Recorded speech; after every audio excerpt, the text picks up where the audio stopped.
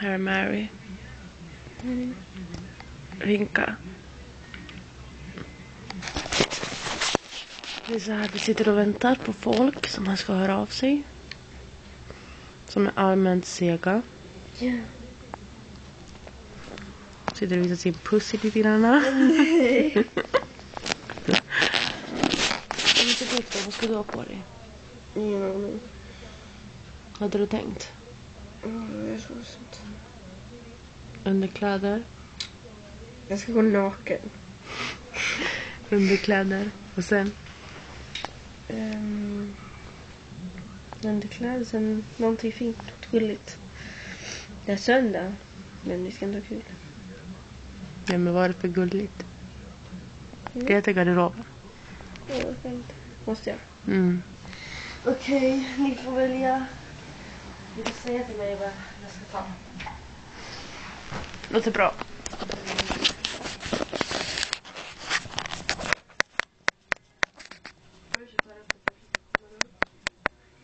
T-shirt.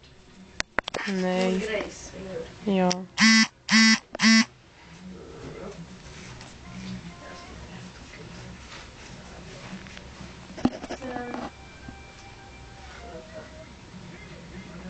Den här är gullig.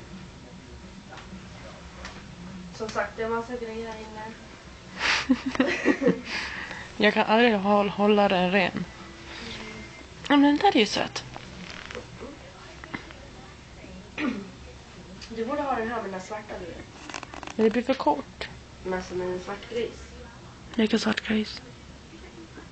Du vet, du brukar ha en sån här svart ovanpå. Ja, jag vet.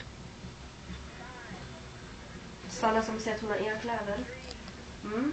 Inga kläder, hur det är tomt här. Nej. Det ser tomt.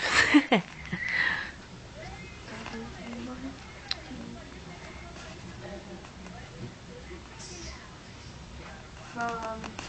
Hon får inge på en grej. Nej då.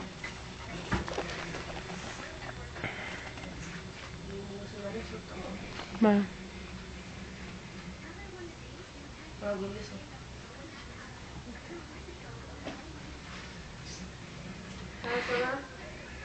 Ja. Har inte du att visa?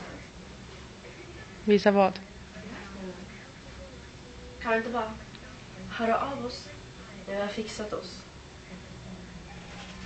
Okej. Vinka idag.